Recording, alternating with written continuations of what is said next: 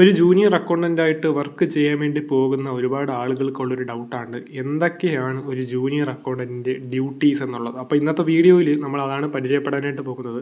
അപ്പോൾ ജൂനിയർ അക്കൗണ്ടൻറ്റിൻ്റെ ഒന്നാമത്തെ ഡ്യൂട്ടി എന്ന് പറയുന്നത് എന്താണ്? ജേണൽ എൻട്രീസ് ഒക്കെ എന്ത് ചെയ്യുക? പോസ്റ്റ് ചെയ്യുക. അപ്പോൾ ജേണൽ എൻട്രീസ് കറക്റ്റായിട്ട് നമ്മൾ പോസ്റ്റ് ചെയ്യണം. ജേണൽ എൻട്രീസ് വെച്ചിട്ടാണ് നമ്മൾ ഈ ഒരു ഫൈനൽ അക്കൗണ്ട്സും കാര്യങ്ങളൊക്കെ പ്രിപ്പയർ ചെയ്യുന്നത്. അപ്പോൾ അത് മാനുവലായിട്ടായിരിക്കും ചിലപ്പോൾ ചെയ്യുന്നത്, ചിലപ്പോൾ എന്തായിരിക്കും സിസ്റ്റത്തിലായിരിക്കും ചെയ്യുന്നത്. ഇപ്പോൾ ഉള്ള എല്ലാ കമ്പനീസും സിസ്റ്റം ഫോളോ ചെയ്യുന്നുണ്ട്. അതുകൊണ്ട് തന്നെ നമുക്ക് ഈസി ആയിട്ട് അത് ചെയ്യാനായിട്ട് സാധിക്കും. അപ്പോൾ എങ്ങനെയൊക്കെയാണ് ജേണൽ എൻട്രീസ് വരുന്നത്, അതേപോലെ തന്നെ അതിൻ്റെ അഡ്ജസ്റ്റ്മെൻറ്റ് എൻട്രീസ് ഏതൊക്കെയാണ് വരുന്നത്, അങ്ങനത്തെ കുറച്ച് കോംപ്ലിക്കേറ്റഡ് ആയിട്ടുള്ള കുറച്ച് എൻട്രീസ് കാര്യങ്ങളെല്ലാം നമ്മൾ കഴിഞ്ഞ ക്ലാസ്സിൽ പഠിച്ചതാണ്.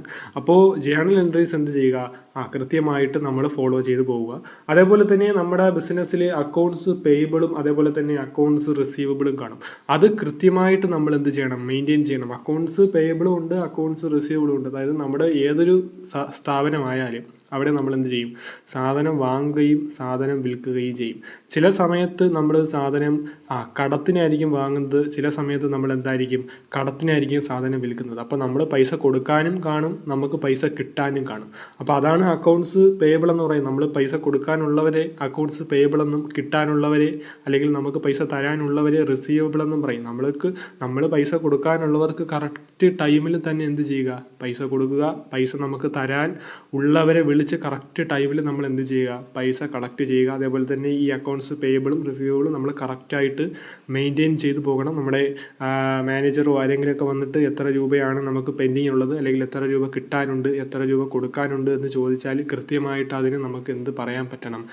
കൃത്യമായിട്ടൊരു എമൗണ്ട് നമുക്ക് പറയാനായിട്ട് പറ്റണം. അതുകൊണ്ട് ഈ ഒരു പ്രധാനപ്പെട്ട അക്കൗണ്ട്സ് പേയബിളും റിസീവബിളും എന്ത് ചെയ്യുക? മെയിൻറ്റെയിൻ ചെയ്യുക എന്നുള്ളതാണ്. അടുത്തത് എന്ന് പറയുന്നത് എന്താണ്? ഫിനാൻഷ്യൽ സ്റ്റേറ്റ്മെൻറ്റ്സ് എന്ന് പറഞ്ഞാൽ നമുക്കറിയാം പ്രോഫിറ്റ് ആൻഡ് ലോസ് അക്കൗണ്ട്, അതേപോലെ തന്നെ ട്രേഡിംഗ് അക്കൗണ്ട്, ബാലൻസ് ഷീറ്റ്, ഇതൊക്കെ നമ്മൾ കൃത്യമായിട്ട് തന്നെ മെയിൻറ്റെയിൻ ചെയ്യുക. അപ്പോൾ നമ്മുടെ ബിസിനസ്സിൽ പ്രോഫിറ്റ് ആണോ ലോസ് ആണോ എന്നുള്ള കാര്യങ്ങളൊക്കെ ചോദിച്ചു കഴിഞ്ഞാൽ നമുക്കത് എന്ത് ചെയ്യാൻ വേണ്ടി പറ്റണം? പറഞ്ഞു കൊടുക്കാൻ വേണ്ടി പറ്റണം. അപ്പോൾ ഈ ഒരു ഫിനാൻഷ്യൽ സ്റ്റേറ്റ്മെൻറ്റ് എവിടെയായിരിക്കും വരുന്നത്? അതായത് ഏതുമായിട്ട് കണക്ട് ചെയ്തതാണ്? നമ്മൾ ആദ്യം പറഞ്ഞ ജേണൽ എൻട്രീസുമായിട്ട് കണക്ട് ചെയ്തതാണ്. അപ്പോൾ ജേണൽ എൻട്രീസ് നമ്മൾ കൊടുക്കുന്നത് അനുസരിച്ചിട്ടായിരിക്കും ഈ പ്രോഫിറ്റ് ആൻഡ് ലോസ് അക്കൗണ്ടൊക്കെ എന്തായി വരുന്നത്? പ്രിപ്പയർ ആയിട്ട് വരുന്നത്. അപ്പോൾ അതൊക്കെ നമ്മൾ എന്ത് ചെയ്യുക? കറക്റ്റായിട്ട് തന്നെ നമ്മളത് ഫോളോ ചെയ്ത് പോകുക. അതേപോലെ തന്നെ ടാക്സ്, നമ്മൾ ഇന്ത്യയെ സംബന്ധിച്ചിടത്തോളം എന്താണ് വരുന്നത്? GST ആയിരിക്കും വരുന്നത്. മറ്റ് രാജ്യങ്ങളിൽ ഗൾഫ് കൺട്രീസിൽ എന്തായിരിക്കും വരുന്നത്? വാറ്റ് ആയിരിക്കും വരുന്നത്. അപ്പോൾ GSTയും വാറ്റും അത് ഏതാണെങ്കിലും ശരി തന്നെ ആ ഒരു ടാക്സുമായിട്ട് ബന്ധപ്പെട്ടിട്ടുള്ള കാര്യങ്ങളൊക്കെ നമ്മൾ എന്ത് ചെയ്യേണ്ടി വരും? കൊടുക്കേണ്ടി വരും. അപ്പോൾ ചിലപ്പോൾ ടാക്സ് അടയ്ക്കുന്നത് അല്ലെങ്കിൽ അങ്ങനത്തെ കാര്യങ്ങളൊക്കെ ചെയ്യുന്നത് അത് ആരായിരിക്കും? സീനിയർ അക്കൗണ്ടൻ്റ് ആയിരിക്കും. എന്നാലും നമ്മൾ എന്ത് ചെയ്യേണ്ടി വരും? അതിന് വേണ്ടുന്ന ഡേറ്റാസൊക്കെ നമ്മൾ കൊടുക്കേണ്ടി വരും. അതിൻ്റെ എമൗണ്ടും കാര്യങ്ങളും ഡേറ്റ എല്ലാം നമ്മൾ ചിലപ്പോൾ കൈമാറേണ്ടി വരും. അപ്പോൾ അതൊക്കെ നമ്മൾ കൃത്യമായിട്ട് തന്നെ അത് ഫോളോ ചെയ്ത് പോവുക. അതേപോലെ തന്നെ GST എന്താണ്, അതേപോലെ തന്നെ വാറ്റ്, അതേപോലെ തന്നെ ഇതിൻ്റെയൊക്കെ ജേണൽ എൻട്രീസ് ഇതെങ്ങനെയാണ് നമ്മൾ കണ്ടുപിടിക്കുന്നത്, ഒരുപാട് ടൈപ്പ് കാര്യങ്ങൾ ഒരുപാട് കാര്യങ്ങൾ നമ്മൾ അതിൽ പഠിച്ചതാണ്. അത് കാണാത്തവരുണ്ടെങ്കിൽ എന്ത് ചെയ്യുക? ആ വീഡിയോ കാണുക.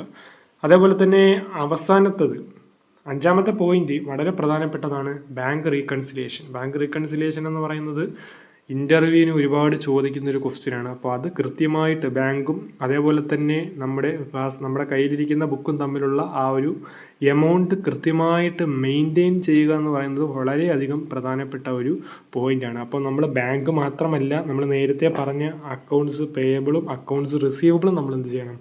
റീകൺസിൽ ചെയ്ത് ഫോളോ ചെയ്ത് പോകണം.